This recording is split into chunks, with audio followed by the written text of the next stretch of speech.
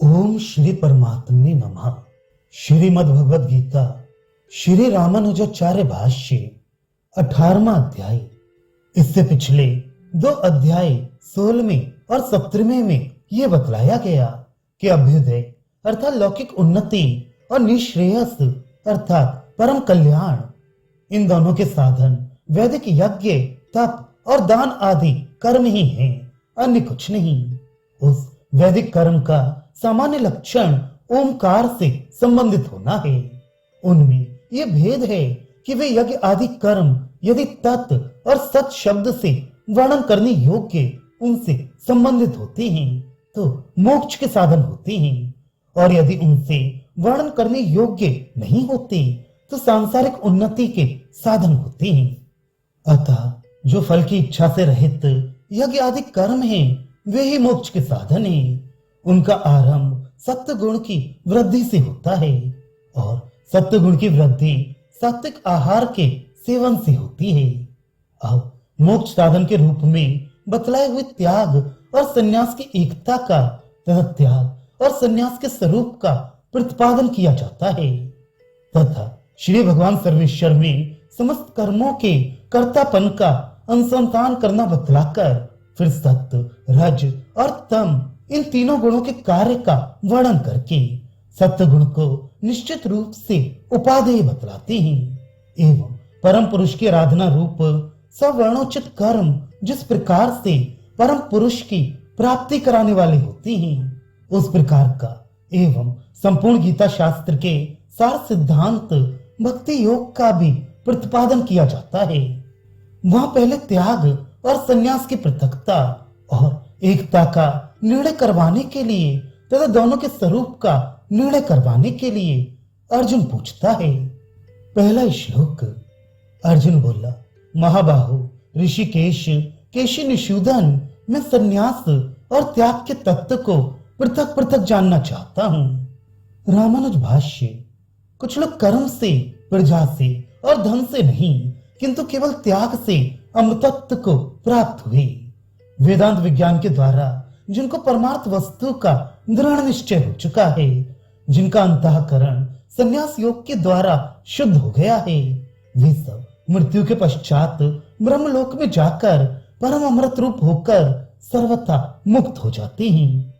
इत्यादि श्रुतियों में त्याग और संन्यास ये दोनों मोक्ष के साधन बतलाए गए हैं।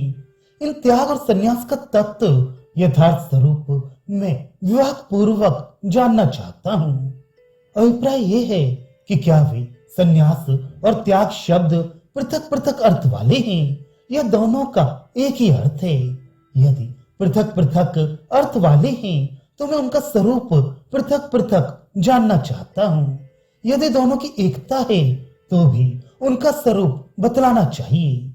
अब ये निर्णय करने के लिए कि इन दोनों का एक ही स्वरूप है और वे ऐसा है, पहले वादियों के सिद्धांतों का वर्णन करते हुए श्री भगवान बोले।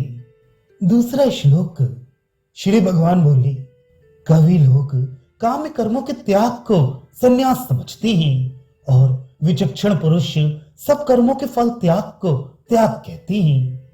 रामानुज भाष्य। कितने ही विद्वान काम्य कर्मों के न्यास को अर्थात स्वरूपता त्याग को ही संन्यास समझते हैं। कितने विचक्षण पुरुष ये कहते हैं कि मोक्ष शास्त्र में त्याग शब्द का अर्थ नित्य, नैमित्तिक और काम्य इन सब कर्मों के फल का त्याग ही है। यह शास्त्रीय त्याग काम्य कर्मों का स्वरूपता त्याग कर देना है या समस्त कर्मों के फल का त्याग है। ये विवाद दिखलाते हुए भगवान ने एक जगह संन्यास शब्द का और दूसरी जगह त्याग शब्द का प्रयोग किया है। इससे यह समझ में आता है कि श्री भगवान ने संन्यास और त्याग शब्द का एक ही अर्थ स्वीकार किया है। इस प्रकार दोनों शब्द एक दूसरे के पर्याय रूप में देखे जाते हैं, इसलिए दोनों की एकार्थता की प्रतीत निश्चित होती है। तीसरा श्लोक। कई बुद्धिमान कहते हैं कि कर्म दोष की भांति त्याज्य है, और दूसरे लोग ऐसा कहते हैं कि यज्ञ, दान, तपरूप कर्म त्याज्य नहीं है। रामानुज भाष्य। कितने ही बुद्धिमान कपिल के मतानुयायी या उनके मत का अनुसरण करने वाले वैदिक लोग ये कहते हैं कि राग द्वेष आदि दोषों की भांति बंधन करने वाले होने के कारण मुमुक्ष पुरुषों के लिए यज्ञ आदि सभी कर्म त्याज्य हैं, और दूसरे पंडित कहते हैं कि यज्ञ आदि कर्म त्याज्य नहीं है। चौथा श्लोक। भरत कुल में श्रेष्ठ पुरुष सिंह अर्जुन, उस त्याग में अब तू मेरा निश्चय सुन, क्योंकि त्याग 3 प्रकार का कहा गया है। रामानुज भाष्य। इस प्रकार त्याग के विषय में विभिन्न मतावलंबी वादियों की परस्पर विभिन्न धारणाएं हैं, इसलिए इस त्याग विषयक निश्चय सिद्धांत को तू मुझसे सुन। किए जाने वाले वैदिक कर्मों का ही फल विषयक, कर्म विषयक और कर्तृत्व विषयक ऐसे 3 प्रकार का त्याग मैंने पहले ही बतलाया है।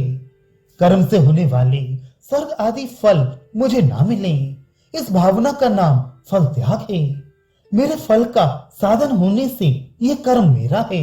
इस प्रकार कर्म में होने वाली ममता का परित्याग कर्म विषयक त्याग है, तथा जो सर्वेश्वर परमेश्वर को कर्ता समझकर अपने कर्तापन का त्याग है वह कर्तृत्व विषयक त्याग है। 5वां श्लोक। यज्ञ, दान और तपरूप कर्म त्यागने योग्य नहीं है, बल्कि वे तो करने योग्य ही हैं, क्योंकि यज्ञ, दान और तप बुद्धिमानों को भी पवित्र करने वाले हैं। रामानुज भाष्य। यज्ञ, दान और तप आदि वैदिक कर्म मुमुक्ष पुरुषों के लिए कदापि त्याज्य नहीं है, प्रत्युत मरण काल पर्यंत नित्य प्रति कर्तव्य हैं, क्योंकि मनीषी अर्थात मनन करने वाले पुरुषों के लिए यज्ञ, दान और तप आदि वर्णाश्रम संबंधी कर्म पवित्र करने वाले होते हैं।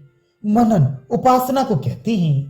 अभिप्राय यह है कि जीवन पर्यंत उपासना करने वाले मुमुक्ष पुरुषों के लिए ये कर्म उपासना की सिद्धि के विरोधी संपूर्ण प्राचीन कर्मों का नाश करने वाले हैं।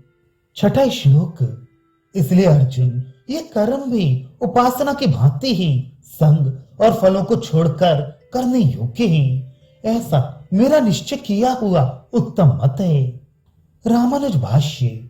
जिससे कि ये यज्ञ, दान और तप आदि कर्म मनीषी पुरुषों को भी पवित्र करने वाले हैं, इसलिए ये मेरे आराधन रूप यज्ञ आदि कर्म भी उपासना की भांति आसक्ति को, कर्म विषयक ममता को और उसके फलों को छोड़कर उपासना की सिद्धि के लिए मुमुक्ष पुरुषों को मरण काल पर्यंत नित्य प्रति करने चाहिए।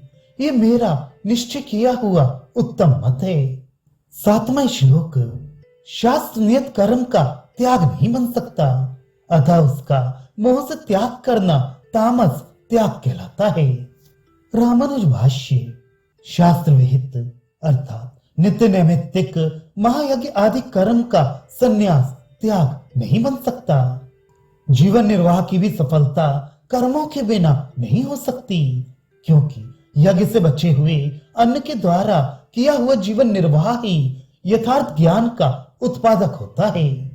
अन्यथा यज्ञ रहित पाप रूप अन्न से पोषण किया हुआ मन तो विपरीत ज्ञान का उत्पादक हो जाता है। हे सौम्य, ये मन अन्नमय है। इस श्रुति के अनुसार अन्न से ही मन का पोषण होता है। आहार की शुद्धि से अंतःकरण की शुद्धि होती है।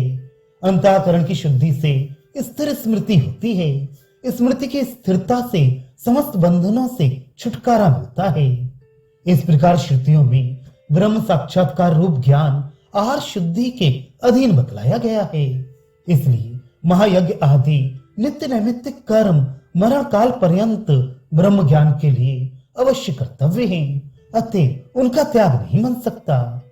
ज्ञान के उत्पादक कर्मों को इस प्रकार मोह से बंधन कारक समझकर छोड़ देना तामसी त्याग कहलाता है। जो त्याग तमोमूलक हो वह तामस है। इस त्याग का मूल तमोगुण का कार्य अज्ञान है, इसलिए वह तमोमूलक है। अज्ञान का मूल तमोगुण है। यह बात इस प्रकार कही है। प्रमाद मोह तमसो भौत ज्ञान में चा। ज्ञान की विरोधी विपरीत ज्ञान का नाम अज्ञान है। अतः यह अभिप्राय है कि नित्य नैमित्तिक आदि कर्मों का त्याग विपरीत ज्ञान मूलक ही है। 8वां श्लोक, यज्ञ आदि कर्म दुख रूप है। ऐसा जानकर जो कोई शरीर के क्लेश के भय से कर्म का त्याग कर दे तो वह राजस त्याग करके त्याग के यथार्थ फल को कभी नहीं पाता। रामानुज भाष्य, यद्यपि कर्म परंपरा से मोक्ष के साधन रूप हैं, तथापि दुख रूप द्रव्योपार्जन से सिद्ध होती हैं और बहुत परिश्रम रूप होने के कारण शारीरिक क्लेश उत्पन्न करने वाले हैं, अतः मन में विषाद पैदा करने वाले हैं। इस भय से जो पुरुष योग की सिद्धि के लिए ज्ञान के अभ्यास को ही कर्तव्य मानकर महायज्ञ आदि आश्रमोचित कर्मों को छोड़ देता है, वह राजस रजोमूलक त्याग करके त्याग के फल को यानी त्याग का वास्तविक फल जो शास्त्र के यथार्थ अभिप्राय रूप ज्ञान की उत्पत्ति है उसको नहीं पाता। कर्म अपने फल के द्वारा मन की प्रसन्नता विशुद्धि के हेतु नहीं है, बल्कि भगवत कृपा के द्वारा ही मन को प्रसन्न विशुद्ध करने वाले हैं। 9वां श्लोक, अर्जुन, वर्णाश्रम उचित कर्म जो शास्त्र नियत कर्म करने ही चाहिए, ऐसा समझकर आसक्ति और फल का त्याग करके किया जाता है, वह त्याग सात्विक माना गया है।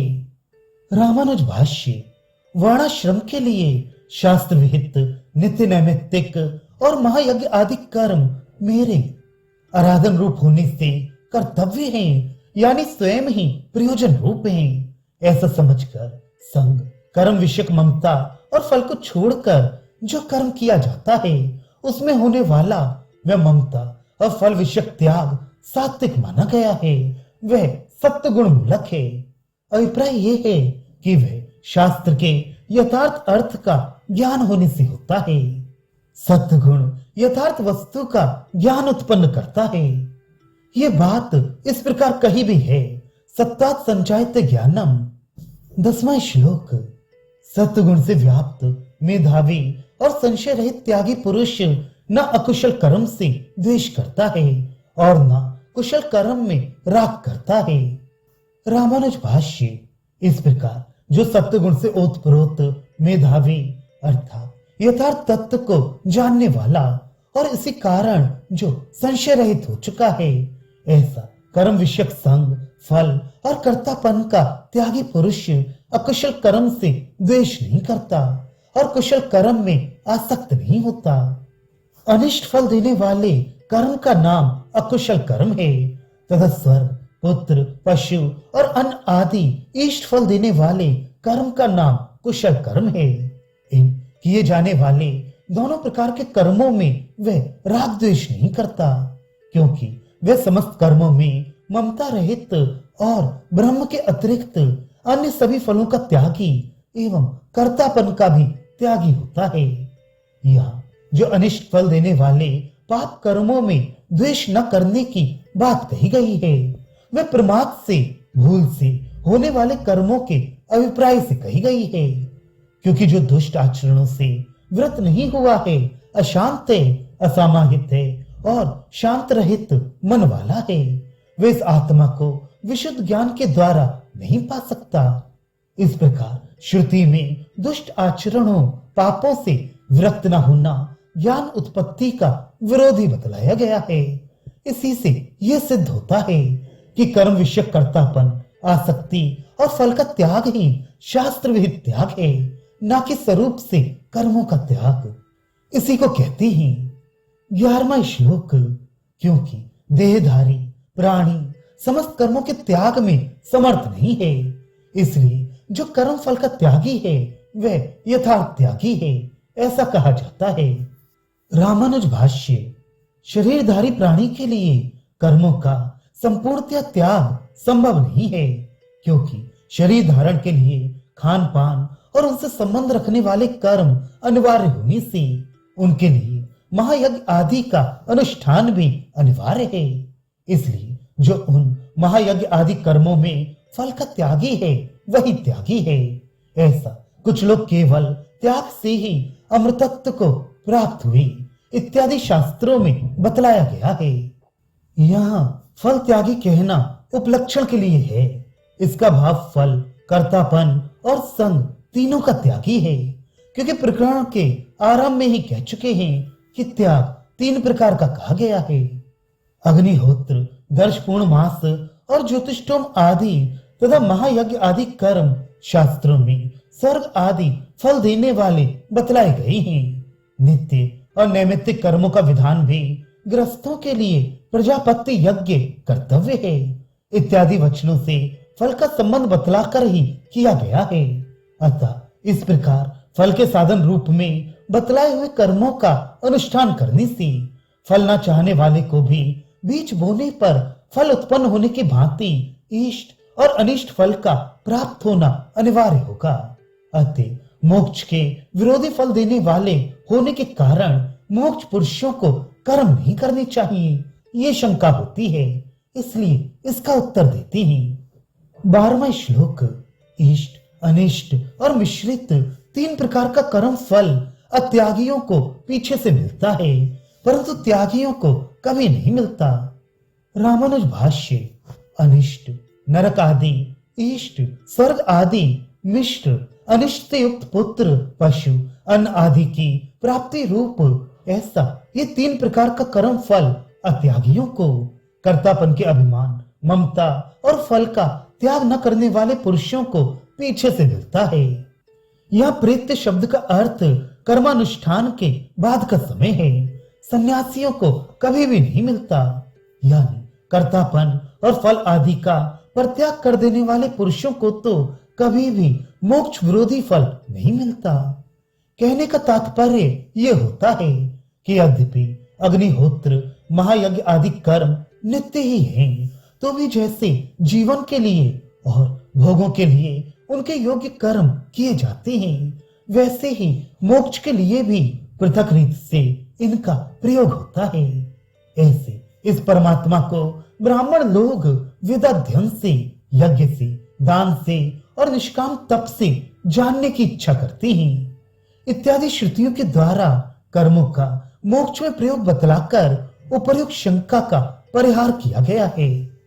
ऐसा जो किए जाने वाले कर्मों में कर्तापन आदि का त्याग है, यही शास्त्र विहित संन्यास है और यही त्याग के नाम से कहा गया है।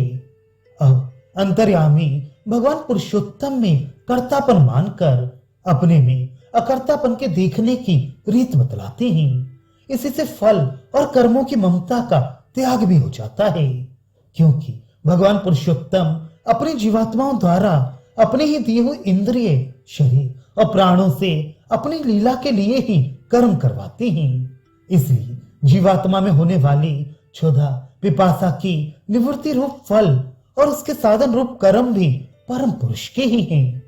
13वां श्लोक। महाबाहु अर्जुन, सब कर्मों की सिद्धि के लिए सांख्य सिद्धांत में बतलाए हुए ये 5 कारण तू मुझसे समझ। रामानुज भाष्य। संख्या नाम बुद्धि का है, अतः सांख्य सिद्धांत में यानी यथार्थ तत्व को विषय करने वाली वैदिक बुद्धि के द्वारा विचार पूर्वक किए हुए निर्णय में सब कर्मों की सिद्धि के लिए कर्मों के होने में बतलाए हुए ये 5 कारण हैं, उनको तू मुझसे समझ। जो आत्मा में रहता हुआ आत्मा की अपेक्षा अंतरतम है, जिसको आत्मा नहीं जानता, आत्मा जिसका शरीर है, जो आत्मा के अंदर रहकर उसका नियमन करता है, वह तेरा अंतर्यामी अमृत रूप आत्मा है। वह समस्त जीवों का शासक, सबका आत्मा अंतर में प्रविष्ट है। इत्यादि श्रुतियों में शास्त्रीय बुद्धि यही निश्चय करती है कि शरीर, इंद्रिय, प्राण और जीवात्मा जिसके उपकरण है, वह परमात्मा ही समस्त कर्मों का करता है। इसी को कहते हैं। 14वां और 15वां श्लोक।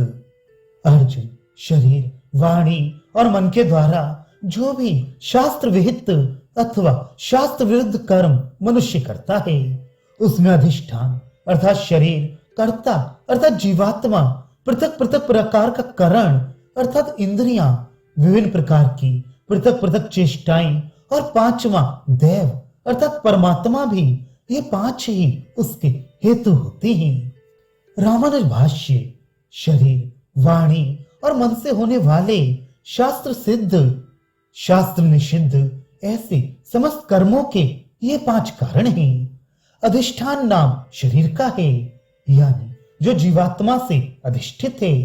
इस व्युत्पत्ति के अनुसार महाभूतों के संघात रूप शरीर का नाम अधिष्ठान है। कर्ता नाम जीवात्मा का है। इस जीवात्मा का ज्ञातापन और कर्तापन योत एव कर्ता शास्त्रार्थ तत्वात् इन सूत्रों से सिद्ध किया गया है। मन सहित वाणी, हाथ और पैर आदि 5 कर्मेंद्रियां पृथक पृथक कर्म करने के लिए पृथक पृथक व्यापार करने वाली हैं। यही नाना प्रकार के करण हैं। विभिन्न प्रकार की पृथक पृथक चेष्टाएं यह वायु की वृत्तियों के वाचक चेष्टा शब्द होने से 5 प्रकार का प्राण वायु विवक्षित है। अभिप्राय यह है कि यह शरीर और इंद्रियों को धारण करने वाले प्राण, अपान आदि 5 प्रकारों में विभक्त वायु की विविध वृत्तियों का नाम विविध चेष्टा है। इन कर्म कारणों की गणना में दैव 5वां कारण है, यानी अंतर्यामी परमात्मा कर्म निष्पत्ति का प्रधान कारण है। जीवात्मा का कर्तापन परमात्मा के अधीन है। शंका, इस प्रकार जीवात्मा का कर्तापन परमात्मा के अधीन होने से जीवात्मा को कर्म करने के लिए कहना नहीं बन सकेगा। ऐसी स्थिति में विधि निषेध के बोधक शास्त्र व्यर्थ हो जाएंगे। उत्तर, जीवात्मा परमात्मा के दिए हुए और उसी के आधार पर स्थित हुए इंद्रिय और शरीर आदि के द्वारा और उस परमात्मा की दी हुई शक्तियों के द्वारा कर्म करता है तथा वह स्वयं भी परमात्मा के अधीन और उसके द्वारा दी हुई शक्ति से युक्त होकर अपनी इच्छा से कर्म निष्पत्ति के लिए इंद्रिय आदि अनुष्ठानों की चेष्टा रूप प्रयत्न करता रहता है। इस प्रकार उस जीवात्मा के अंदर स्थित हुआ परमात्मा अपनी अनुमति प्रदान करके उसे प्रवृत्त करता है। इसलिए परमात्मा का और अपनी बुद्धि से प्रवृत्त होने के कारण जीवात्मा का भी कर्म प्रवृत्ति का कारण होना सिद्ध होता है। जैसे बहुत से पुरुषों के द्वारा सिद्ध होने योग्य बड़ी भारी शिला या पर्वत आदि को हिलाने के कार्य में बहुत से मिलकर ही उसके कारण होते हैं और बहुत से ही विधि निषेध के अधिकारी भी होते हैं। 16वां श्लोक, वहां ऐसा होने पर भी फिर जो केवल आत्मा को ही करता देखता है वह दुष्ट बुद्धि, अकृत बुद्धि होने के कारण यथार्थ नहीं देख पाता। रामानुज भाष्य, इस प्रकार वस्तुतः उन कर्मों में परमात्मा की अनुमति से जीवात्मा का कर्तापन होने पर भी जो केवल जीवात्मा को ही करता देखता है वह दुष्ट बुद्धि, विपरीत बुद्धि वाला है और वस्तु के यथार्थ स्वरूप को समझने की बुद्धि से रहित होने के कारण वह यथार्थ कर्ता को नहीं देख पाता, नहीं समझ पाता है। 17वां श्लोक, जिसका मैं करता हूं ऐसा भाव नहीं है और जिसकी बुद्धि लिप्त नहीं होती वह इन लोगों को मारकर भी ना तो मारता है और ना बंधन को ही प्राप्त होता है। रामानुज भाष्य, परम पुरुष में कर्तापन समझ लेने के कारण जिसकी भावना कर्ता विषयक मनोवृत्ति मैं करता हूं इस अभिमान से निर्माण नहीं हुई है। अभिप्राय यह है कि जिसके मन में मैं करता हूं ऐसा भाव नहीं है तथा जिसकी बुद्धि लिप्त नहीं होती, यानी जिसकी ऐसी बुद्धि हो गई है कि इस कर्म में मेरा कर्तापन न रहने के कारण इसके फल से मेरा कोई संबंध नहीं है और ये कर्म भी मेरा नहीं है, वह पुरुष भीष्म आदि को ही नहीं इन सब लोगों को मारकर भी वास्तव में उनको नहीं मारता और इसी कारण युद्ध रूप कर्म से नहीं बनता अर्थात उसके फल को नहीं भोगता। ये अपने में अकर्तापन देखना आदि सब सत्व गुण की वृद्धि से ही होता है। अतः सत्व गुण की उपादेयता जनाने के लिए कर्मों में सत्व आदि गुणों के कारण होने वाली विषमता का विस्तार करने की इच्छा से अब कहते हैं 18वां श्लोक, ज्ञान, ज्ञेय और परिज्ञाता 3 प्रकार के विधि वाक्य हैं और करण, कर्म तथा कर्ता ये 3 प्रकार का कर्म संग्रह है। रामानुज भाष्य, कर्तव्य कर्म विषयक जानकारी का नाम ज्ञान है। कर्तव्य कर्म ही ज्ञेय है और उसको जानने वाला परिज्ञाता है। अभिप्राय यह है कि ज्योतिष्टोम आदि कर्म की विधि ज्ञान, ज्ञेय और ज्ञाता से युक्त है। उनमें जो ज्ञेय रूप कर्म है वे करण, कर्म और कर्ता ऐसे तीन प्रकार से संग्रहित है। साधनभूत द्रव्य आदि का नाम करण है, यज्ञ आदि का नाम कर्म है और करने वाले का नाम कर्ता है।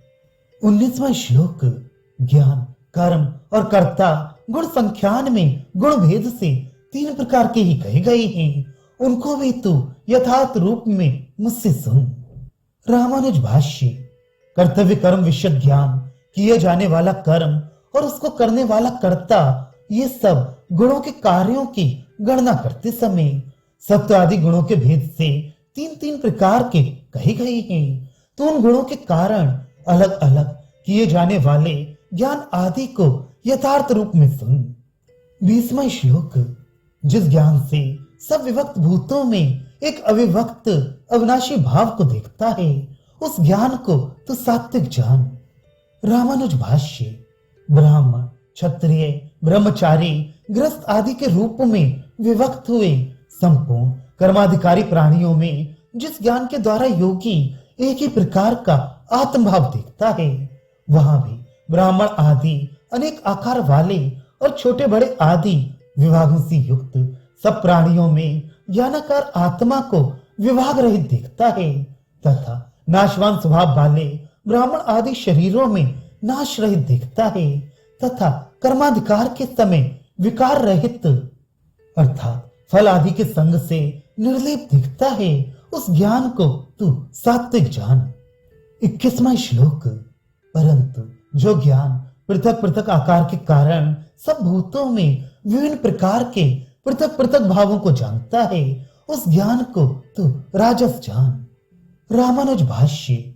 जो ज्ञान ब्राह्मण आदि समस्त प्राणियों में ब्राह्मण आदि पृथक पृथक आकार के कारण तथा छोटे बड़े रूप के कारण आत्मरूप भावों को विभिन्न प्रकार के देखता है तथा कर्माधिकार के समय फल आदि के साथ उनका संबंध समझता है, उस ज्ञान को तू राजस जान।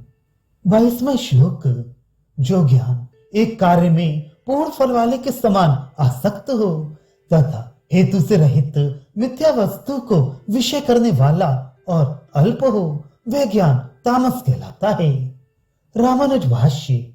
जो ज्ञान किसी एक कार्य में प्रेत, भूत आदि की आराधन रूप अत्यंत तुच्छ फल देने वाले किसी एक कर्तव्य कर्म में पूर्ण फल वाले के सदृश आसक्त हो जाता है तथा वस्तुतः वह कर्म पूर्ण फल वाला न होने के कारण जो वैसी आसक्ति के हेतु से रहित है एवं जो पहले की भांति ही आत्मा में पृथकता आदि के भावों से युक्त होने के कारण यथार्थ तत्व से रहित मिथ्या अर्थ को विषय करने वाला है और अल्प है, यानी जो प्रेत आदि की आराधना के विषय का ज्ञान होने के कारण अत्यंत तुच्छ फल देने वाला है, ऐसे ज्ञान को तामस कहा गया है। इस प्रकार कर्माधिकार के समय कर्तव्य कर्म विषयक ज्ञान के अधिकारी की भावना के अनुसार गुणों के कारण होने वाले तीन प्रकार के भेद बतलाकर अब किए जाने वाले कर्म के गुणों के द्वारा होने वाले तीन भेद बतलाते हैं। 23वां श्लोक जो शास्त्र नियत कर्म कर्तापन के संबंध से रहित बिना राग द्वेष के और फल न चाहने वाले पुरुष के द्वारा किया जाता है वह सात्विक कहलाता है। रामानुज भाष्य।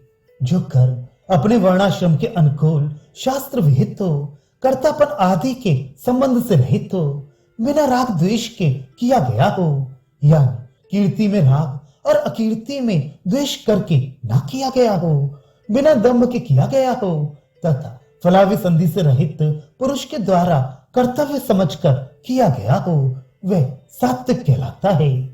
24वां श्लोक परंतु जो कर्म फलाकांक्षी पुरुष के द्वारा अहंकार के साथ और बहुत से प्रयास से किया जाता है वह राजस कहलाता है। यह वह शब्द चा के अर्थ में आया है। इसके सिवा जो अत्यंत प्रयास से युक्त कर्म भोग कामी, फलाकांक्षी और अहंकार युक्त पुरुष के द्वारा यानी कर्तापन के अभिमान से युक्त पुरुष के द्वारा किया जाता है वह राजस है। अभिप्राय यह है कि अत्यंत प्रयास से होने वाला ये कर्म मुझसे ही किया जा सकता है। इस प्रकार के अभिमान से युक्त मनुष्य के द्वारा जो कर्म किया जाता है वह राजस है। 25वां श्लोक। अनुबंध 6। हिंसा और पौरुष को न देखकर जो कर्म मोह से आरंभ किया जाता है वह तामस कहलाता है। रामानुज भाष्य। कर्म करने पर उसके पश्चात होने वाले दुख का नाम अनुबंध है। कर्म करने से होने वाले धन नाश का नाम क्षय है। कर्म में प्राणियों को जो पीड़ा पहुंचती है उसका नाम हिंसा है। कर्म को पूर्ण करने के अपने सामर्थ्य का नाम पौरुष है। जो कर्म इन सब का विचार ना करके मोह पूर्वक यानी परम पुरुष ही सब कर्मों का करता है, इस तत्व को समझे बिना आरंभ किया जाता है वह तामस कहलाता है। 26वां श्लोक। फलासक्ति रहित अनहमवादी धृति और उत्साह से युक्त तथा सिद्धि और असिद्धि में निर्विकार रहने वाला कर्ता सात्विक कहलाता है। रामानुज भाष्य। जो कर्ता मुक्त संग अर्थात फलासक्ति से रहित है, अनहमवादी अर्थात कर्तापन के अभिमान से रहित है तथा धृति और उत्साह से युक्त है, आरंभ किए हुए कर्म में कर्म के पूरे होने तक आने वाले अनिवार्य दुखों को सहन करने का नाम धृति है और चित्त में सर्वदा स्फूर्ति रहने का नाम उत्साह है। भाव यह है कि जो कर्ता इन दोनों गुणों से भी युक्त है एवं युद्धादि कर्म में और उसके सहायक रूप द्रव्य उपार्जन आदि कर्मों में होने वाली सिद्धि असिद्धियों में जिसका चित्त विकृत नहीं होता, ऐसा निर्विकार कर्ता सात्विक कहलाता है। 27वां श्लोक। रागी कर्म फल चाहने वाला, लोभी, हिंसात्मक, अपवित्र और हर शोक से युक्त कर्ता राजस कहलाता है। रामानुज भाष्य। जो कर्ता रागी अर्थात यश चाहने वाला, कर्म फलाकांक्षी, कर्म फल की इच्छा करने वाला, लोभी, कर्म की सफलता के लिए आवश्यक द्रव्य व्यय न करने के स्वभाव वाला, हिंसक, दूसरों को पीड़ा पहुंचाकर उनके साथ कर्म करने वाला, अशुचि, कर्म के लिए आवश्यक पवित्रता से रहित और युद्धादि कर्मों में विजय पराजय रूप सिद्धि और असिद्धि में होने वाले हर शोक से युक्त है, ऐसा कर्ता राजस कहा गया है। 28वां श्लोक। अयुक्त, विद्या रहित, स्तब्ध, शठ, वंचक, आलसी, विषादी और दीर्घ सूत्री कर्ता तामस कहलाता है। रामानुज भाष्य। जो अयुक्त अर्थात शास्त्रीय कर्म के अयोग्य पाप कर्मों में नियुक्त है, प्राकृत है, जिसने विद्या प्राप्त नहीं की है, जो स्तब्ध कर्म का आरंभ न करने के स्वभाव वाला है, शठ, मारण, उच्चाटन आदि कर्मों में रुचि वाला है, नैष्कृतिक, धोखा देने या ठगने में लगा है, आलसी, आरंभ किए हुए कर्म में भी बहुत थोड़ा चित्त देने वाला है, विषादी, अत्याधिक शोक में डूबा रहता है और दीर्घ सूत्री, अविचार आदि कर्म करके दूसरों के लिए दीर्घ काल तक रहने वाले अनर्थ का विचार करने वाला है। जो ऐसा करता है वह तामस कहा गया है। इस प्रकार कर्तव्य कर्म विषय ज्ञान, कर्तव्य कर्म और उसका करने वाला, इन तीनों के गुणों के कारण होने वाले तीन तीन भेद बतलाई गई। अब संपूर्ण तत्व और समस्त पुरुषार्थ की निश्चय रूपा जो बुद्धि है उसके और धृति के गुणों के कारण होने वाले तीन भेद बतलाते हैं। 29वां श्लोक।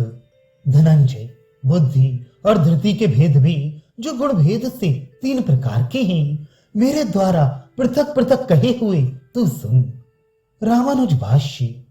विवेक पूर्वक होने वाले निश्चय रूप ज्ञान का नाम बुद्धि है। आरंभ की हुई क्रिया में विघ्न उपस्थित होने पर उसे सहन कर लेने की शक्ति का नाम धृति है। इन दोनों के सत्व आदि गुणों से होने वाले तीन तीन भेद मेरे द्वारा पृथक पृथक कहे हुए ठीक ठीक सुन। 30वां श्लोक। प्रवृत्ति और निवृत्ति, कार्य और अकार्य, भय और अभय तथा बंध और मोक्ष इन सबको जो बुद्धि जानती है, पार्थ वह बुद्धि सात्विकी है। रामानुज भाष्य। लौकिक उन्नति के साधन रूप धर्म का नाम प्रवृत्ति है और मोक्ष के साधन रूप धर्म का नाम निवृत्ति है। इन दोनों को जो बुद्धि ठीक ठीक समझती है तथा जो कर्तव्य अकर्तव्य को यानी प्रवृत्ति और निवृत्ति इन दोनों धर्मों में से किसी एक में स्थित हुए सब वर्ण वालों का देश काल और अवस्था विशेष की अपेक्षा से ये कर्तव्य है और यह अकर्तव्य है, इस बात को समझती है एवं भय और अभय को यानी शास्त्र विरुद्ध आचरण भय का स्थान है और शास्त्रानुकूल आचरण अभय का स्थान है, इस बात को और बंध मोक्ष को यानी संसार के यथार्थ स्वरूप को और उससे छूटने के यथार्थ उपाय को भी जो ठीक ठीक जानती है वह बुद्धि सात्विकी है। 31वां श्लोक। जिस बुद्धि से मनुष्य धर्म और अधर्म को तथा कार्य और अकार्य को यथार्थ नहीं जानता है, पार्थ वह बुद्धि राजसी है। रामानुज भाष्य। जिस बुद्धि से मनुष्य पूर्वोक्त दो प्रकार के धर्मों को और उसके विरोधी अधर्म को एवं उस धर्म में परनिष्ठित लोगों के देश काल तथा अवस्था आदि के अनुसार कर्तव्य और अकर्तव्य को भी ठीक ठीक नहीं जान सकता, वह बुद्धि राजसी है। 32वां श्लोक। अंधकार से ढकी हुई जो बुद्धि अधर्म को धर्म ऐसे मानती है तथा सब बातों को विपरीत मानती है, पार्थ वह बुद्धि तामसी है। रामानुज भाष्य। तामसी बुद्धि तो तमोगुण अंधकार से आवृत होने के कारण सब बातों को विपरीत ही मानती है, यानी अधर्म को धर्म और धर्म को अधर्म, अच्छी वस्तु को बुरी और बुरी वस्तु को अच्छी, परम तत्व को तुच्छ और तुच्छ को परम, इस प्रकार सब कुछ विपरीत मानती है। 33वां श्लोक। जिस अव्यभिचारिणी धृति से पुरुष योग के उद्देश्य से मन प्राण तथा इंद्रियों की क्रियाओं को धारण करता है, पार्थ वह धृति सात्विकी है। रामानुज भाष्य। जिस अव्यभिचारिणी अर्थात अचल धृति के द्वारा मनुष्य योग के उद्देश्य से प्रवृत्त मन प्राण और इंद्रियों की क्रियाओं को धारण करता है, वह धृति सात्विकी है। मोक्ष के साधन रूप भगवत उपासना का नाम योग है। अतः ये अभिप्राय है कि जिस अव्यभिचारिणी धृति के द्वारा फल रूप योग के लिए प्रवृत्त हुई उसके साधन रूपा मन प्राण और इंद्रियों की क्रियाओं को मनुष्य धारण करता है, वह धृति सात्विकी है। 34वां श्लोक। अर्जुन।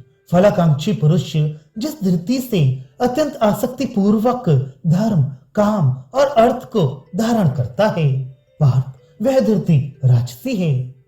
रामानुज भाष्य। फलाकांक्षी पुरुष जिस धृति के द्वारा अत्यंत बढ़ी हुई आसक्ति से धर्म काम और अर्थ को धारण करता है, वह धृति राजसी है। धर्म काम और अर्थ शब्द से उनके साधन रूपा मन प्राण और इंद्रियों की क्रियाओं की ओर लक्ष्य कराया गया है। फलाकांक्षी पद में भी फल शब्द से धर्म काम और अर्थ ही विवक्षित हैं, क्योंकि यहाँ रजोगुणी का प्रकरण है। अतः कहने का अभिप्राय ये होता है कि धर्म काम और अर्थ के लिए होने वाली मन आदि की क्रियाओं को पुरुष जिस धृति के द्वारा धारण करता है, वह धृति राजसी है। 35वां श्लोक। जिस धृति से दुर्बुद्धि मनुष्य स्वप्न भय शोक विषाद और मद को नहीं त्यागता, पार्थ वह धृति तामसी है। रामानुज भाष्य। दुष्ट बुद्धि वाला मनुष्य जिस धृति के द्वारा स्वप्न को निंद्रा को और विषयों के अनुभव से होने वाले मद को यानी स्वप्न और मद आदि के उद्देश्य से प्रवृत्त हुई मन प्राण और इंद्रियों की क्रियाओं को नहीं छोड़ता, उन्हें धारण किए रहता है, तथा भय शोक और विषाद शब्द यहाँ भय शोक आदि के देने वाले विषयों के वाचक हैं। अतः भाव ये है कि जिस धृति के द्वारा मनुष्य भय आदि के साधन रूपा मन प्राण आदि की क्रियाओं को भी धारण किए रहता है, वह धृति तामसी है। 36वां श्लोक। भरत श्रेष्ठ, अब 3 प्रकार का सुख भी तू मुझसे सुन, जिसमें मनुष्य अभ्यास से रमता है और दुख के अंत को प्राप्त होता है। रामानुज भाष्य। पूर्वोक्त समस्त ज्ञान, कर्म और कर्ता आदि जिसके शेष रूप हैं, जिसके लिए हैं, उस सुख के भी तीन भेद अब तो सुन। जिस सुख में मनुष्य दीर्घ काल के अभ्यास से क्रमशः अतिशय प्रीति को प्राप्त होता है और जिससे दुख के अंत को प्राप्त होता है, सब सांसारिक दुखों के अभाव का अनुभव करता है, उसी को विस्तार से कहते हैं। 37वां श्लोक। वह जो पहले तो विष के समान और परिणाम में अमृत तुल्य होता है और आत्मबुद्धि के प्रसाद से उत्पन्न होता है, वह सुख सात्विक कहा गया है। रामानुज भाष्य। जो सुख पहले योग के आरंभ समय में बहुत प्रयास से प्राप्त होने वाला है, इसलिए तथा प्रकृति संसर्ग से रहित आत्मा का स्वरूप पहले से अनुभव किया हुआ नहीं है, इसलिए विष के सदृश दुख के सदृश प्रतीत होता है। किंतु परिणाम में परिपक्व अवस्था में जब अभ्यास के बल से प्रकृति संसर्ग रहित आत्म स्वरूप प्रकट हो जाता है, तब अमृत के तुल्य हो जाता है। वह आत्मबुद्धि के प्रसाद से होने वाला सुख सात्विक कहा गया है। आत्मा को विषय करने वाली बुद्धि का नाम आत्मबुद्धि है। उसका दूसरे सभी विषयों से निवृत्त हो जाना ही प्रसाद है। अन्य समस्त विषयों से निवृत्त हुई बुद्धि के द्वारा प्रकृति संसर्ग रहित स्वभाव वाले आत्म स्वरूप के अनुभव से उत्पन्न सुख अमृत तुल्य होता है। वह सुख सात्विक कहा गया है। 38वां श्लोक। इंद्रियों और विषयों के संयोग से उत्पन्न वह सुख जो कि पहले अमृत तुल्य और परिणाम में विष के सदृश होता है, वह राजस कहलाता है। रामानुज भाष्य।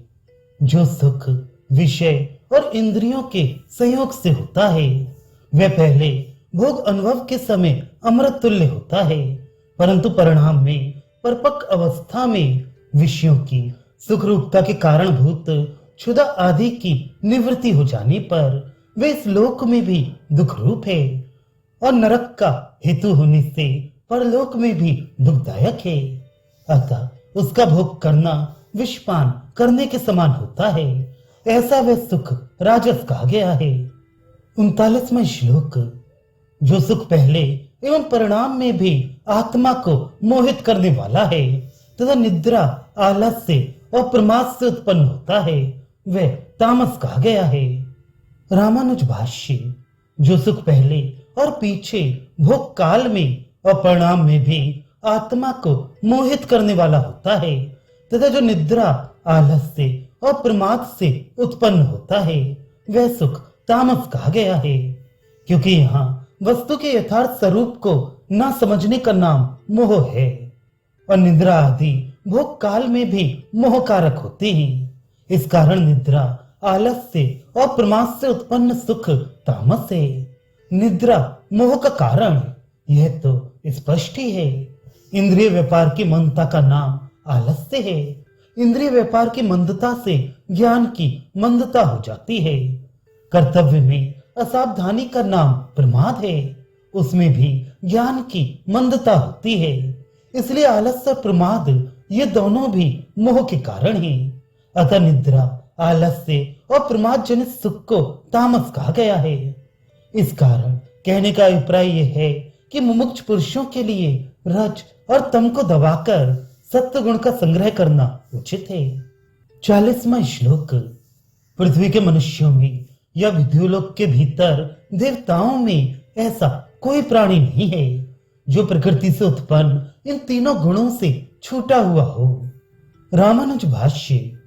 पृथ्वी लोक के अंदर मनुष्य आदि में अथवा देवलोक के अंदर देवताओं में ब्रह्मा से लेकर स्थावर पर्यंत प्रकृति संसर्ग से युक्त प्राणियों में ऐसा कोई भी प्राणी नहीं है जो प्रकृति जनित इन तीनों गुणों से छूटा हुआ हो। कुछ लोग केवल त्याग से ही अमृत को प्राप्त हुए।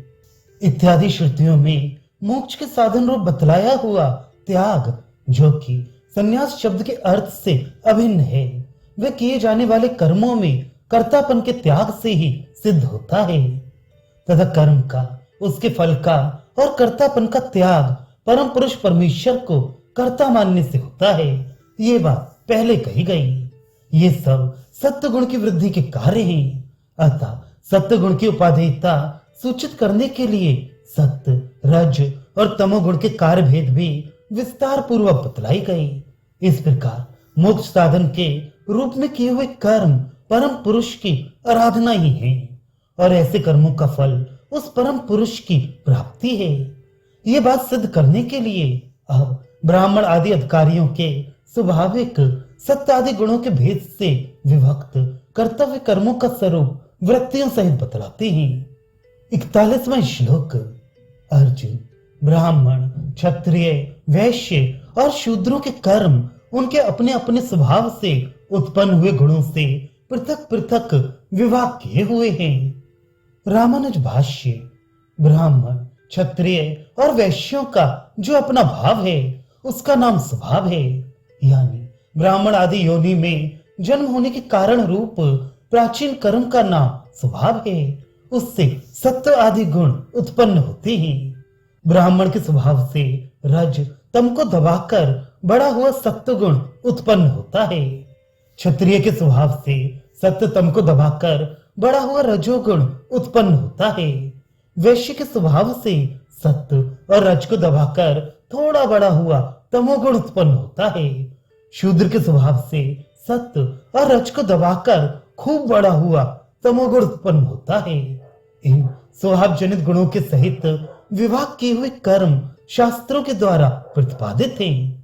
अर्थात ब्राह्मण आदि ऐसे गुणों वाले होते हैं, उनके अमुक अमुक कर्म होते हैं और अमुक वृत्तियां होती हैं। इस प्रकार शास्त्र उनका पृथक पृथक विभाग करके प्रतिपादन करते हैं। 42वां श्लोक।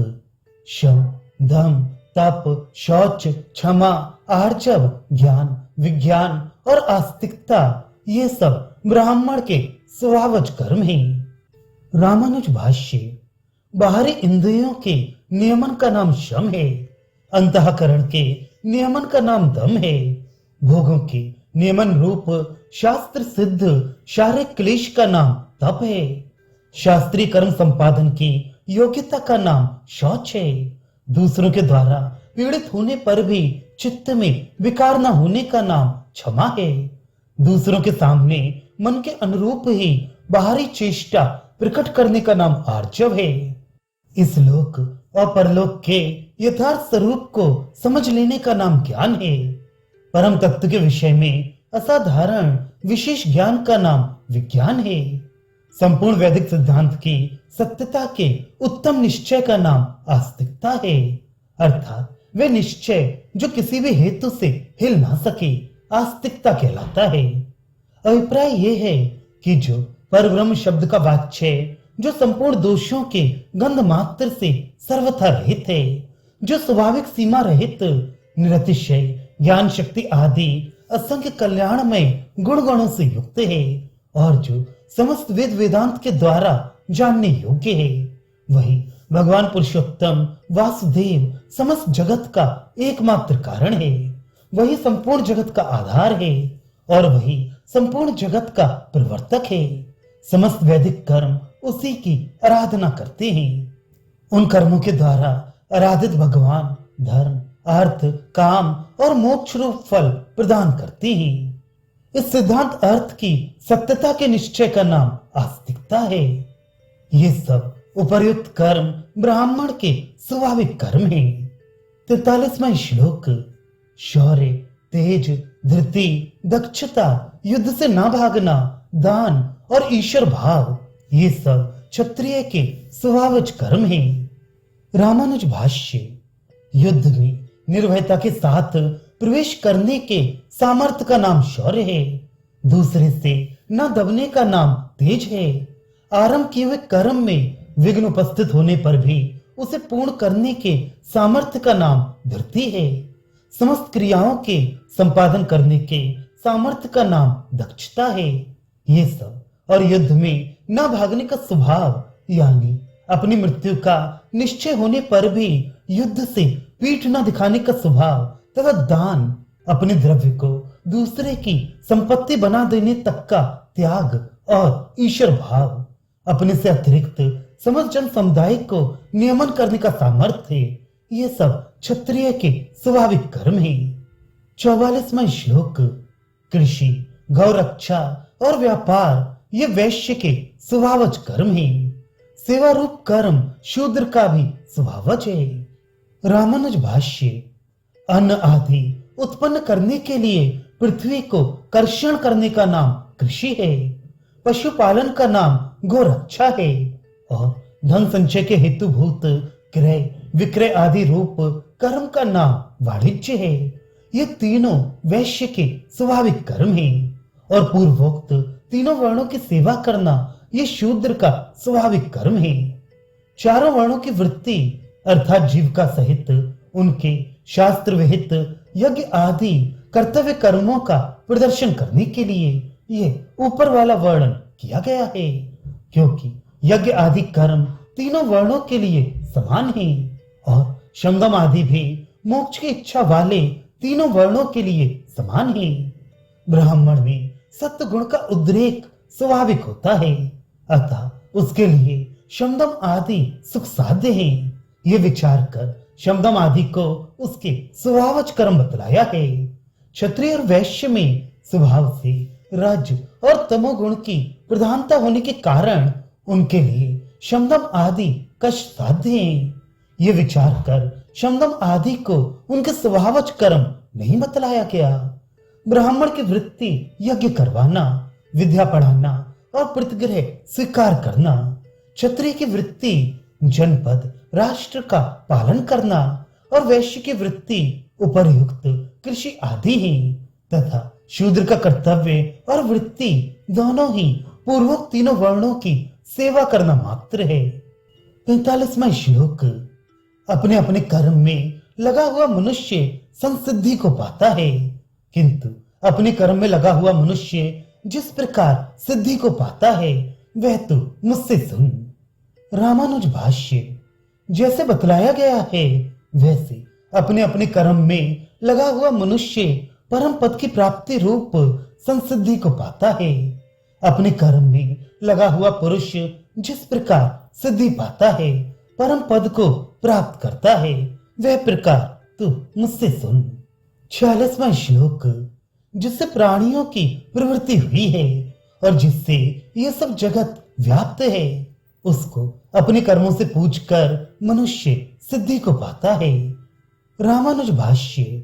जिससे प्राणियों की उत्पत्ति आदि प्रवृत्तियां होती हैं और जिससे ये समस्त जगत व्याप्त है, उस इंद्र आदि के अंतरात्मा रूप से स्थित मुझ परमेश्वर को अपने कर्मों के द्वारा पूछकर मनुष्य मेरे प्रसाद से मेरी प्राप्ति रूप सिद्धि को पाता है। सब मुझसे ही उत्पन्न होते हैं और यह सब मुझसे ही व्याप्त है। 47वां श्लोक। अपना धर्म विगुण होने पर भी भले भांति अनुष्ठान किए हुए पर धर्म से श्रेष्ठ है, क्योंकि स्वभाव नियत कर्म करता हुआ मनुष्य पाप को प्राप्त नहीं होता। रामानुज भाष्य।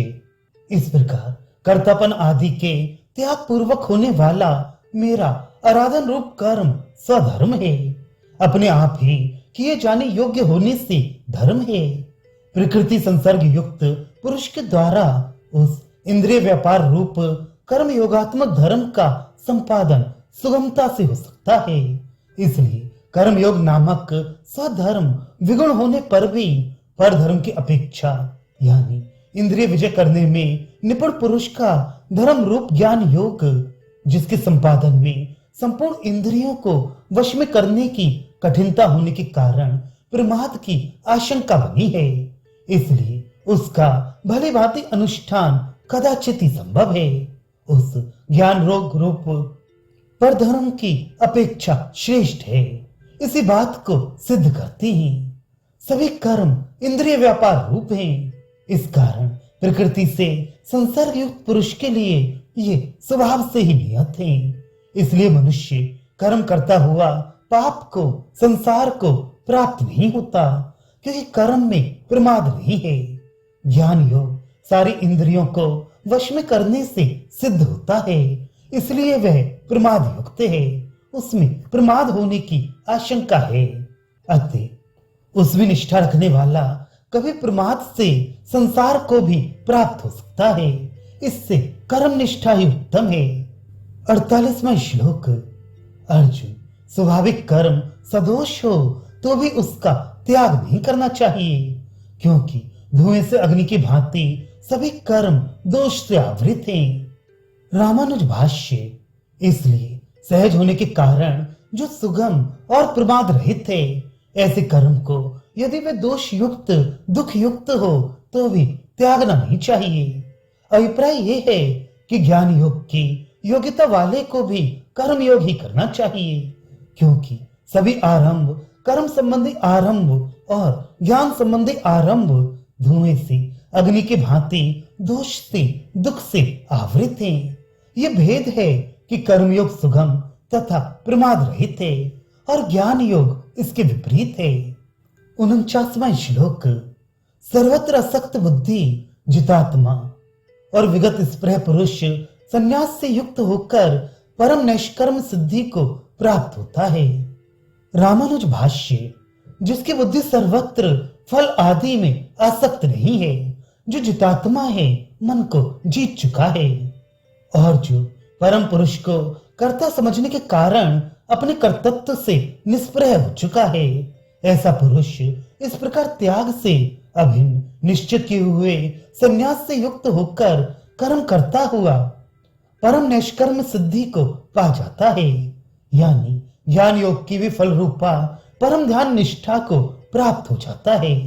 अभिप्राय यह है कि आगे कही जाने वाली जो इंद्रिय संबंधी समस्त कर्मों की उपरामता रूप ध्यान योग की प्राप्ति है, उसको पा जाता है। 50वां श्लोक। उस सिद्धि को प्राप्त हुआ पुरुष जिस प्रकार ब्रह्म को प्राप्त होता है, जो ज्ञान की परानिष्ठा है, कुंती पुत्र, वह प्रकार तो संक्षेप में मुझसे समझ। रामानुज भाष्य। सिद्धि को प्राप्त हुआ मरण काल पर्यंत नित्य प्रति किए हुए कर्म योग के फल रूपा ध्यान सिद्धि को प्राप्त पुरुष जिस प्रकार से बरतता हुआ ब्रह्म को प्राप्त होता है, वह तो मुझसे संक्षेप में समझ। जो ज्ञान की परानिष्ठा है, इस वाक्य से वह ब्रह्म ही विशेष रूप से बताया जाता है। अभिप्राय यह है कि जो ध्यान रूप ज्ञान की परानिष्ठा परम प्राप्य वस्तु है, उसको तू जान। 51वां, 52वां और 53वां श्लोक। विशुद्ध बुद्धि से युक्त हो, धृति से मन को वश में करके, शब्द आदि विषयों को त्याग के, राग द्वेष को नष्ट करके, एकांत सेवी, अल्पाहारी, तन्मन वचन को वश में करने वाला होकर, नित्य ध्यान योग परायण, वैराग्य का भले भांति आश्रय किए हुए, अहंकार, बल, दर्प, काम, क्रोध और परिग्रह को छोड़कर और ममता से रहित होकर शांत पुरुष ब्रह्म भाव का पात्र होता है। रामानुज भाष्य। विशुद्ध बुद्धि से यथार्थ आत्म तत्व को विषय करने वाली बुद्धि से युक्त होकर, धृति के द्वारा आत्मा को वश में करके, यानी विषयों से विमुख करने के अभ्यास से मन को योग के योग्य बनाकर, शब्द आदि विषयों को त्याग कर उन्हें दूर हटाकर, उनके निमित्त से होने वाले राग द्वेषों का नाश करके, ध्यान के विरोधी समस्त विघ्नों से रहित एकांत देश में रहता हुआ, लघु आहार करते हुए, यानी बहुत खाने और सर्वथा न खाने के दोष से रहित होकर, मन, वाणी और शरीर को जीतकर, यानी तन, मन, वचन तीनों की वृत्तियों को ध्यानाभिमुखी करके, इस प्रकार मृत्यु काल पर्यंत नित्य प्रति ध्यान योग के परायण होकर, वैराग्य का पूर्णतः आश्रय लेकर, यानी ध्येय तत्व के अतिरिक्त विषयों में दोष दर्शन के अभ्यास से उनमें वैराग्य को बढ़ाता हुआ, अनात्मा में आत्माभिमान रूप अहंकार को, उसकी वृद्धि में कारण रूप वासना बल को और उसके कार्य रूप दर्प, काम, क्रोध एवं परिग्रह को छोड़कर ममता रहित होकर, यानी संपूर्ण अनात्म वस्तुओं में आत्मीय बुद्धि को त्याग कर शांत एकमात्र आत्मा अनुभव में सुखी हुआ। इस प्रकार ध्यान योग करने वाला पुरुष ब्रह्म भाव का पात्र होता है, अर्थात समस्त बंधनों से मुक्त होकर यथार्थ आत्म स्वरूप का अनुभव करता है। 54वां श्लोक। ब्रह्मभूत प्रसन्नात्मा पुरुष न शोक करता है और न आकांक्षा करता है। सब भूतों में सम हुआ वह मेरी पराभक्ति को प्राप्त होता है। रामानुज भाष्य। अपर छिन्न एकमात्र ज्ञान स्वरूप से आविर्भूत और स्वाभाविक ही एकमात्र मेरा शेष भूत, अर्थात मैं ही जिसका स्वामी हूं, ऐसा आत्मा जिसका स्वरूप है, उसे ब्रह्मभूत कहते हैं। ऐसा ब्रह्मभूत प्रसन्न आत्मा पुरुष, क्लेश कर्म आदि दोषों से निर्लिप्त स्वरूप पुरुष मेरे अतिरिक्त किसी भी भूत विशेष के लिए ना तो शोक करता है और ना किसी की आकांक्षा करता है। प्रत्युत मेरे अतिरिक्त समस्त भूतों में अनादर भाव से सम हुआ, यानी संपूर्ण वस्तु मात्र को तृणवत समझता हुआ वह मेरी पराभक्ति को प्राप्त कर लेता है। अभिप्राय यह है कि मैं जो सबका ईश्वर, अखिल जगत की उत्पत्ति, स्थिति और प्रलय रूप लीला करने वाला, समस्त हे अवगुणों की गंध से भी सर्वथा रहित, अपार, अतिशय, असंख्य कल्याण में गुण गणों का एकमात्र आश्रय, लावण सुधा समुद्र, श्री संपन्न कमल दल के सदृश नेत्रों वाला हूं। ऐसे मुझे अपने स्वामी में अत्यंत प्रेम के अनुभव रूप पराभक्ति को पा जाता है। ऐसी भक्ति का फल बतलाते हैं। 55वां श्लोक। भक्ति के द्वारा वह मुझको मैं जितना और जो हूं तत्व से जान लेता है। तब मुझको तत्व से जानकर उसके बाद वह मुझ में ही प्रवेश कर जाता है। रामानुज भाष्य। स्वरूप और स्वभाव से मैं जो हूं तथा गुण और विभूति के कारण मैं जितना हूं, ऐसे मुझ परमेश्वर को इस प्रकार की पराभक्ति के द्वारा मनुष्य तत्व से जान लेता है। मुझे तत्व से जान लेने के बाद उस तत्व ज्ञान के अनंतर उस पराभक्ति से मुझ में प्रवेश कर जाता है। अभिप्राय यह है कि स्वरूप, स्वभाव, गुण और विभूति का तत्वतः साक्षात्कार करने के बाद होने वाली अपार अतिशय भक्ति से मुझे प्राप्त होता है। यह ततः इस पद से प्राप्ति के हेतु रूप से निर्देश की हुई भक्ति का ही प्रतिपादन होता है। इस प्रकार फल तथा कर्तृत्व अभिमान का त्याग करके परम पुरुष की आराधना के रूप में किए हुए वर्णाश्रम उचित नित्य नैमित्तिक कर्मों का फल बतलाया गया। अब ये बतलाते हैं कि उपयुक्त प्रकार से किए हुए काम्य कर्मों का भी यही परिणाम होता है। 56वां श्लोक। मेरा आश्रय ग्रहण करके पुरुष सब काम्य कर्मों को सदा करता हुआ भी मेरे प्रसाद से शाश्वत और अव्यय पद को पा जाता है। रामानुज भाष्य। मेरा आश्रय ग्रहण करके कर्तृत्व आदि का मुझ में भली भांति त्याग करके जो पुरुष केवल नित्य नैमित्तिक कर्मों को ही नहीं किंतु समस्त काम्य कर्मों को भी करता हुआ मेरी कृपा से अविनाशी अखंड शाश्वत पद को प्राप्त हो जाता है। जो प्राप्त किया जाए उसका नाम पद है। अभिप्राय यह है कि मुझे प्राप्त हो जाता है। ऐसा है इसलिए 57वां श्लोक। चित्त से समस्त कर्मों को मुझ में निक्षेप करके मेरे परायण हुआ तो बुद्धि योग का आश्रय लेकर निरंतर मुझ में चित्त वाला हो। रामानुज भाष्य। चित्त से मैं भगवान का हूं और भगवान मेरे नियामक हैं। इस बुद्धि से कर्तापन एवं आराध्य के सहित समस्त कर्मों का मुझ में भली भांति त्याग करके तथा मेरे परायण होकर यानी फल रूप से मैं ही प्राप्त करने योग्य हूं, इस प्रकार समझकर कर्म करता हुआ इसी बुद्धि योग का आश्रय लेकर निरंतर मुझ में ही चित्त लगाए रहने वाला हो। इस प्रकार 58वां श्लोक। मुझ में चित्त वाला हुआ तो मेरे प्रसाद से समस्त कठिनाइयों से तर जाएगा और यदि अहंकार से तू ना सुनेगा तो विनष्ट हो जाएगा। रामानुज भाष्य।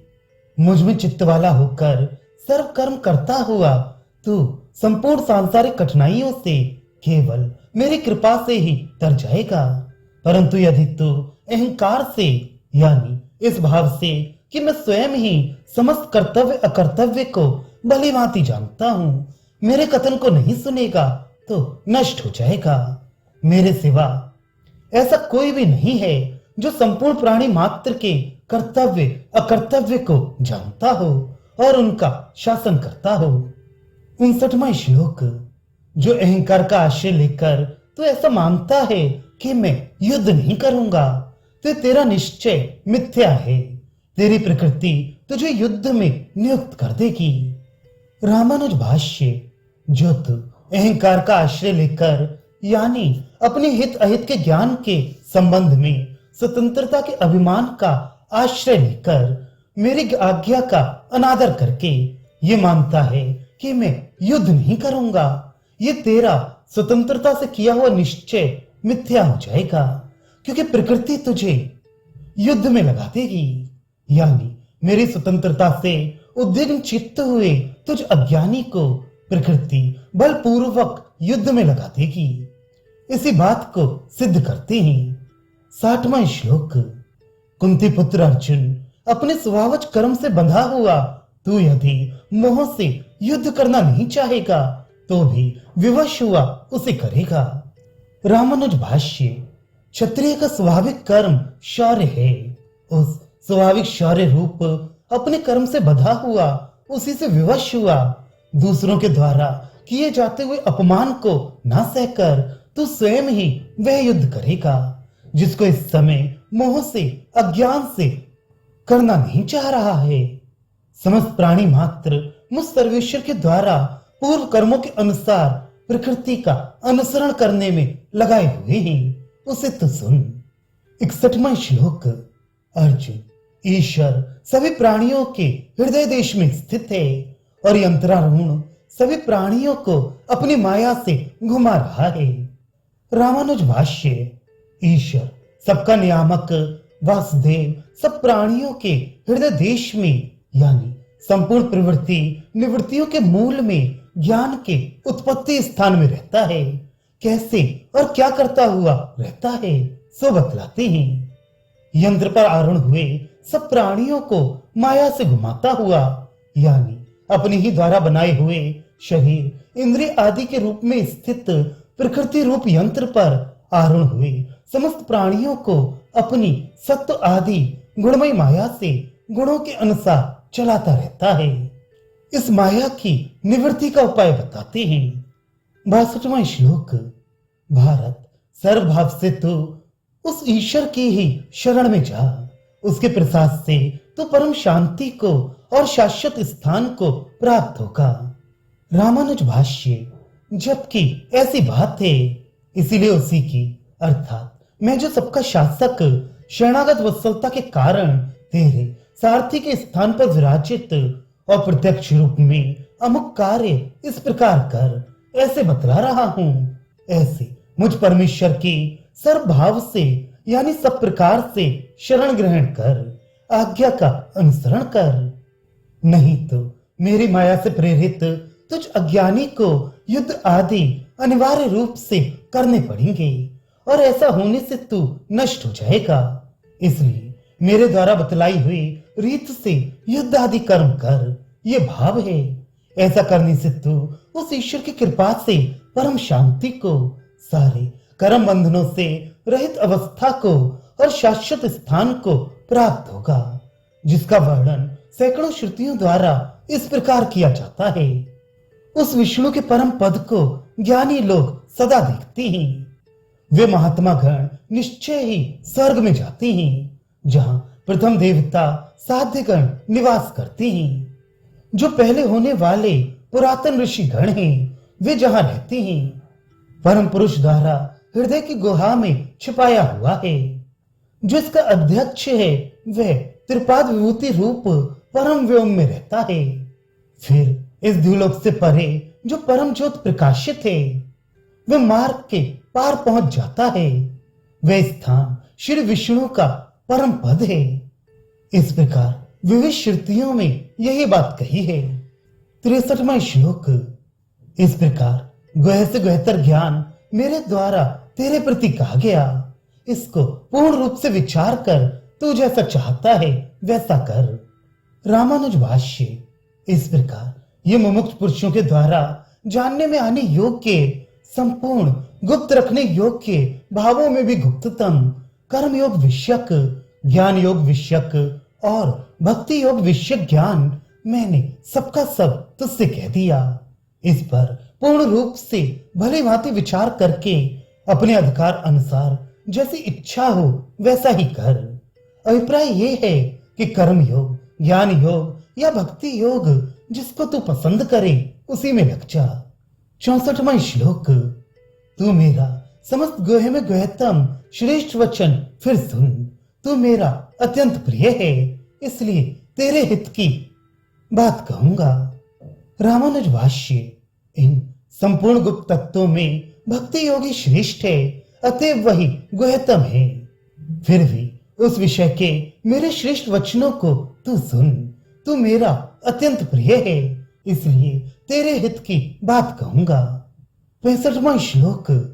मुझ में मन वाला हो, मेरा भक्त हो, मेरी पूजा करने वाला हो और मुझको ही नमस्कार कर, फिर तू मुझको ही प्राप्त होगा। ये मैं तुझसे सत्य प्रतिज्ञा करता हूं, क्योंकि तू मेरा प्रिय है।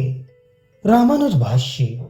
मैं सूर्य सदृश प्रकाशमान एवं अज्ञान में अंधकार से अतीत इस महान पुरुष को जानता हूं। उस परमेश्वर को इस प्रकार जानने वाला यहाँ अमृत हो जाता है। परम पद की प्राप्ति का दूसरा मार्ग नहीं है।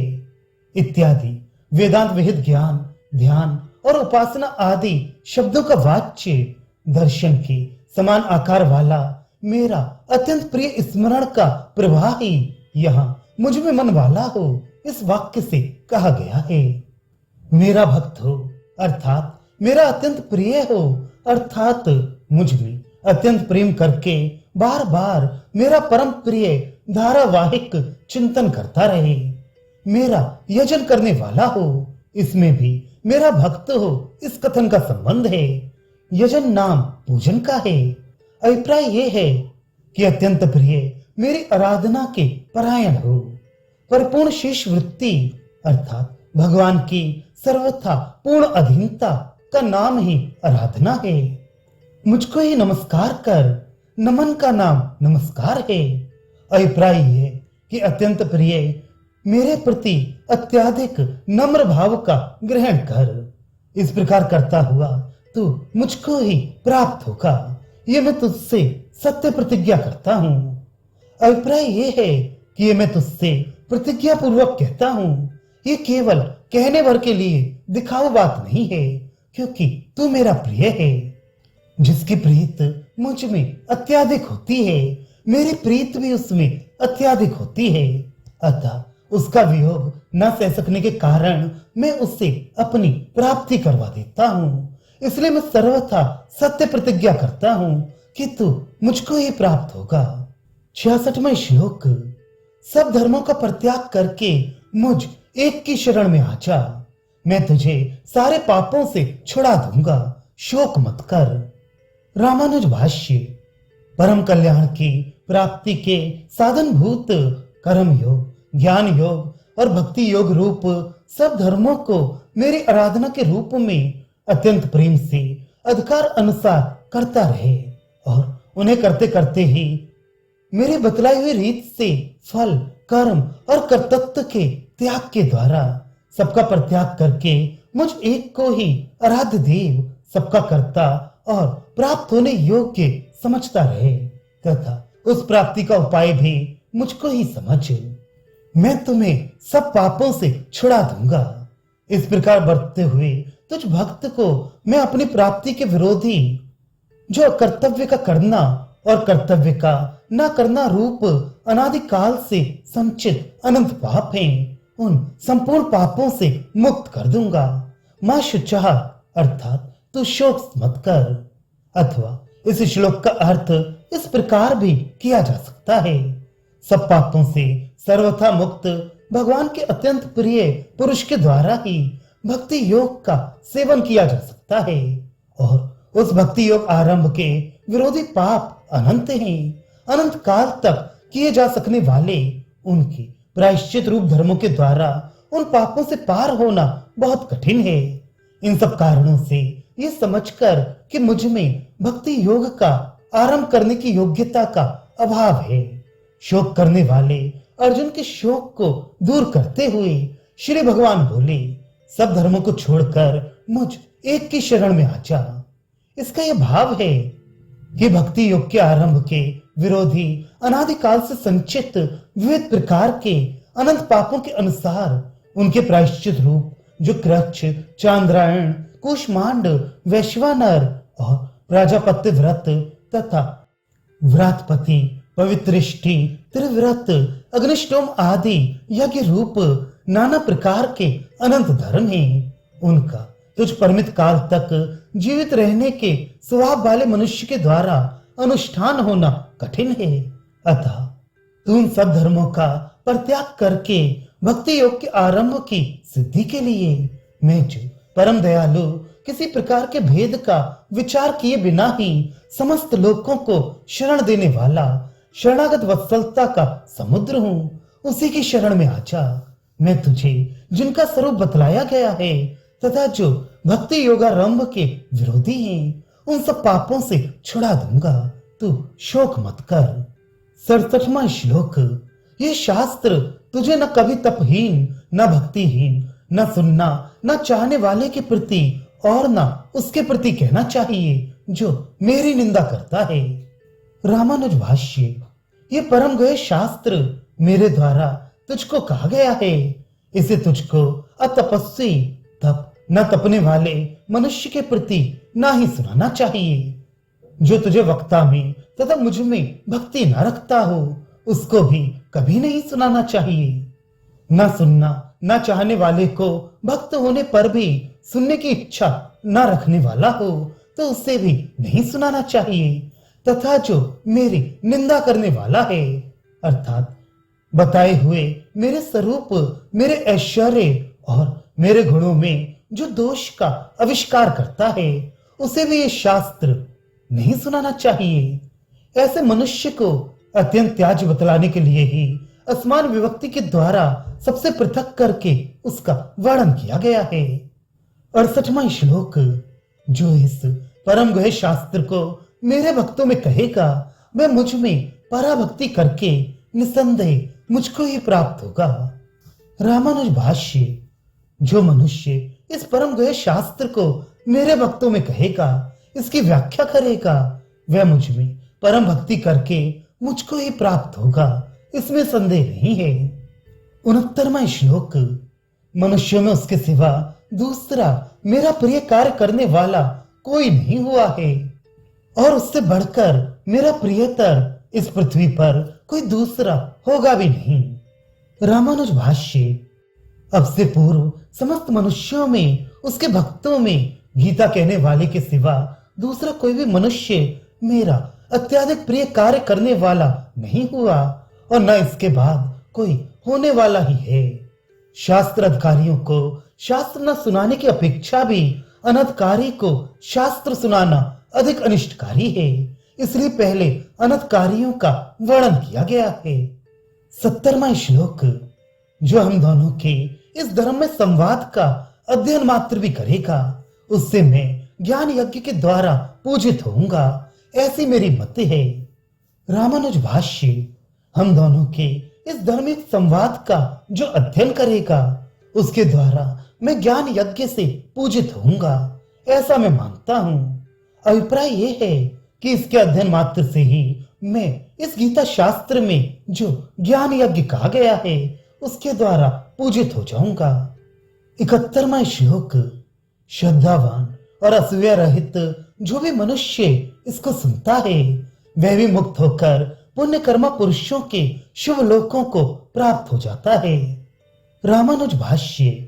जो श्रद्धावान और असूया रहित अर्थात अदोषदर्शी पुरुष इस गीता शास्त्र का केवल श्रवण मात्र करता है वह भी उस श्रवण मात्र के प्रभाव से भक्ति विरोधी पापों से छूटकर पुण्य कर्म करने वाले मेरे भक्तों के लोक समूहों को प्राप्त होता है। 72वां श्लोक। पार्थ, क्या यह उपदेश तेरे द्वारा एकाग्र चित्त से सुना गया है? धनंजय, क्या इससे तेरा अज्ञान जनित सम्मोह नष्ट हो गया है? रामानुज भाष्य। पार्थ, भैया अर्जुन, क्या तूने मेरे द्वारा कहे गए इस शास्त्र को एकाग्र चित्त से सुना? जिस अज्ञान से मोहित हुआ तू युद्ध नहीं करूंगा ऐसा कहता था, वह तेरा अज्ञान जनित महामोह क्या नष्ट हो गया? 73वां श्लोक। अर्जुन बोला, अच्युत, तुम्हारे प्रसाद से मेरा मोह नष्ट हो गया है और मैंने स्मृति भी पाली है। अब मैं संदेह रहित होकर स्थित हूं। अब तुम्हारे वचन का पालन करूंगा। रामानुज भाष्य। विपरीत ज्ञान का नाम मोह है। वह मेरा मोह तुम्हारे प्रसाद से सर्वथा नष्ट हो गया है। यथार्थ तत्व ज्ञान का नाम स्मृति है। वह भी तुम्हारे प्रसाद से मुझे मिल गई है। अभिप्राय यह है कि अनात्मा प्रकृति में आत्माभिमान कर लेना और समस्त चेतन अचेतन वस्तु परम पुरुष का शरीर होने से उसी का स्वरूप है, उसे अतद रूप मान लेना, उसी का स्वरूप न मानना और नित्य नैमित्तिक समस्त कर्म परम पुरुष की आराधना के रूप में किए जाने पर उसकी प्राप्ति के उपाय रूप हैं। उनको बंधन कारक समझ बैठना, ऐसा जो मोह था वह सारा सर्वथा नष्ट हो गया। आत्मा प्रकृति से विलक्षण, प्रकृति के स्वभाव से रहित, एकमात्र ज्ञातापन के स्वभाव वाला परम पुरुष का शेष किंकर, उसी के नियमन में रहने वाला और एक रूप है ऐसा समझना। भगवान जो कि संपूर्ण जगत की उत्पत्ति, स्थिति और प्रलय रूप लीला करने वाली, संपूर्ण दोषों के विरोधी, एकमात्र कल्याण स्वरूप, स्वाभाविक अपार अतिशय ज्ञान, बल, ऐश्वर्य, वीर, शक्ति और तेज प्रवृत्ति, समस्त कल्याण में गुण गणों के महान सागर तथा परब्रह्म शब्द के वाच्य परम पुरुष हैं। उनके यथार्थ स्वरूप को भी समझ लेना तथा इस प्रकार पूर्व पर के तत्व को यथार्थ रूप में समझकर उसके अभ्यास सहित नित्य प्रतिवृद्धिशील एकमात्र परम पुरुष की प्रीत रूप फल वाले नित्य नैमित्तिक कर्मों से और निषिद्ध कर्मों का परिहार करने वाले शमदम आदि आत्म गुणों से प्राप्त की जाने वाली परम पुरुष की भक्ति भाव में परिणित उपासना ही एकमात्र जिसकी प्राप्ति कराने वाली है। वह वेदांत से जानने में आने वाले परम पुरुष वासुदेव तुम ही हो ऐसा समझ लेना। ये सारा ज्ञान भी मुझको प्राप्त हो चुका है। इस कारण मैं अब बंधु स्नेह जनित करुणा से बड़े हुए विपरीत ज्ञान मूलक संपूर्ण शोक से छूटकर सर्वथा संदेह रहित हो स्वस्थ भाव में स्थित हूँ। अब मैं तुरंत युद्ध की कर्तव्यता रूप तुम्हारे वचनों का पालन करूंगा, अर्थात कहे हुए प्रकार से युद्ध आदि कर्म करूंगा। मेरे और पांडु के पुत्रों ने युद्ध में क्या किया? इस प्रकार पूछने वाले धृतराष्ट्र से संजय बोला। 74वां श्लोक। इस प्रकार मैंने महात्मा श्री वासुदेव और अर्जुन का ये अद्भुत और रोमांचकारी संवाद सुना। रामानुज भाष्य। इस प्रकार मैंने महात्मा महान बुद्धिमान वसुदेव नंदन श्री कृष्ण का और उसके चरण युगल के आश्रित उसके बुआ प्रथा के पुत्र अर्जुन का ये उपरयुक्त रोमांचकारी अद्भुत संवाद सुना। 75वां श्लोक। श्री व्यासदेव के प्रसाद से यह योग नामक परम गहन रहस्य मैंने स्वयं योगेश्वर भगवान श्री कृष्ण से साक्षात कहते हुए सुना। रामानुज भाष्य। यह योग नामक परम गहन रहस्य मैंने श्री व्यासदेव के प्रसाद से, उनके अनुग्रह से दिव्य नेत्र और श्रोत्र पाकर ज्ञान, बल, ऐश्वर्य, वीर, शक्ति और तेज के निधान योगेश्वर भगवान श्री कृष्ण से स्वयं उनके कहते हुए ही साक्षात सुना है। 76वां श्लोक। राजन, श्री कृष्ण और अर्जुन के इस अद्भुत और पुण्यमय संवाद को पुनः पुनः स्मरण करके मैं बार बार हर्षित हो रहा हूँ। रामानुज भाष्य। श्री केशव और अर्जुन के इस पुण्यमय अद्भुत साक्षात सुने हुए संवाद को याद करके मैं बार बार हर्षित हो रहा हूँ। 77वां श्लोक। राजन, भगवान श्री हरि के उस अति अद्भुत रूप को भी बार बार स्मरण करके मुझे बड़ा आश्चर्य हो रहा है और मैं पुनः पुनः हर्षित हो रहा हूं। रामानुज भाष्य अर्जुन के लिए प्रकट किए हुए और मेरे द्वारा साक्षात देखे हुए श्री हरि के उस अति अद्भुत ऐश्वर्यमय रूप को भी बार बार याद करके हर्षित होते होते मुझे महान विस्मय होता है और मैं पुनः पुनः हर्षित हो रहा हूं। इस विषय में बहुत कहने से क्या प्रयोजन है। 78वां श्लोक, जहां योगेश्वर श्री कृष्ण और जहां धनुर्धर अर्जुन है, वही श्री विजय विभूति और अचल नीति है। यह मेरी सम्मति है। रामानुज भाष्य, मेरी बुद्धि तो ये कहती है कि उच्च नीच रूप में स्थित समस्त चेतन अचेतन वस्तुओं के जो जो स्वभाव योग हैं, उन सब योगों का जो ईश्वर है तथा अपने से भिन्न संपूर्ण वस्तुओं के स्वरूप स्थिति और प्रवृत्ति के भेद जिसके स्वसंकल्प के अधीन है, वे समस्त योगों का ईश्वर वसुदेव नंदन श्री कृष्ण जहां जिसके पक्ष में है और जहां जिस पक्ष में उस श्री कृष्ण की भुआ वृथा का पुत्र एकमात्र उसे श्री कृष्ण के चरण युगल का आश्रय लेने वाला धनुर्धर अर्जुन है, वहां श्री विजय विभूति और ध्रुवा निश्चला नीति है। इस प्रकार श्रीमान भगवान रामानुजाचार्य द्वारा रचित गीता भाष्य के हिंदी भाषा अनुवाद का 18वां अध्याय समाप्त हुआ।